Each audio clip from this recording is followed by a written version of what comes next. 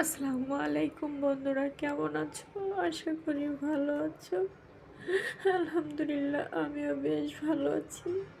কিন্তু বাবা মা ছাড়া দুনিয়াতে বড় হওয়া অনেক বেশি কষ্টের। সেটা আমার কাছ থেকে ভালো কেউ বেশি বোঝে না। কারণ বাবা মার কাছে সন্তান কত অমূল্য ধন, একমাত্র বাবা মাই বোঝে।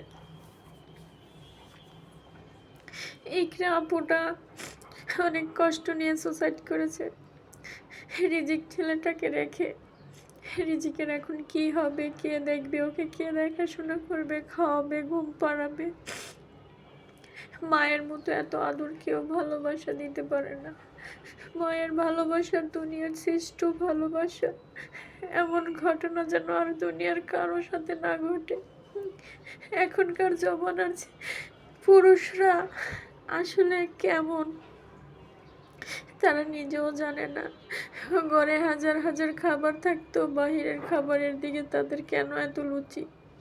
তাদের মন মানসিকতা কিভাবে এত ছোট হতে পারে, তার নিজের চোখে না দেখলে বিশ্বাস করা যায় না। রিজিকের মুখের দিকে তাকালে বারবার মনে হয় এই যুগের ছেলেরা বাবা নামের কলঙ্ক। কেন? তোমাদের যদি মনে চায় চরিত্র নিয়ে এত নোংরা খেলা খেলতে, তাহলে ছেলে মেয়ে হওয়ার আগেই খেলবা।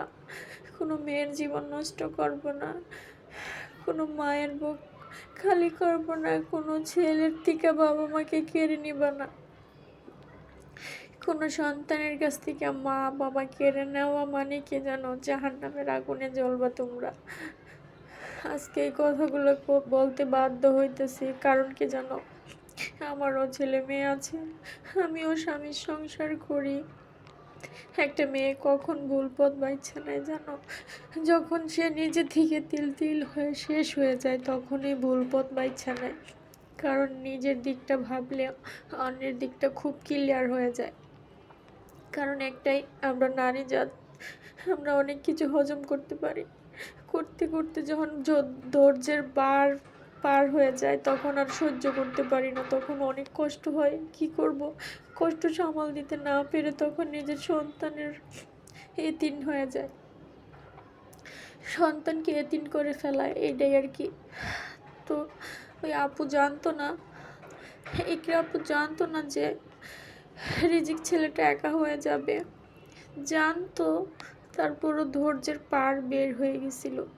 এই কারণে আর কি করবে, তাই এই ভুল পথটা বাইচে নিয়েছে। তো আপুর জন্য সবাই দোয়া করবা, ওকে যেন সব আল্লাহ জান্নাতবাসী করে। আর রিজিক ছেলেটার জন্য তোমরা সবাই দোয়া করো, ও যেন সুস্থ থাকে, ভালো থাকে। আর কোনো মা কোনো সন্তানকে রেখে যেন অকালে না চলে যায়। স্বামীর সংসার যে কত কষ্টের, যারা করে তারাই একমাত্র বোঝে। স্বামী, তুমি এরকম করো না, এরকম করলে আল্লাহ তোমাকে ছাড় দিবে, ছেড়ে দিবে না।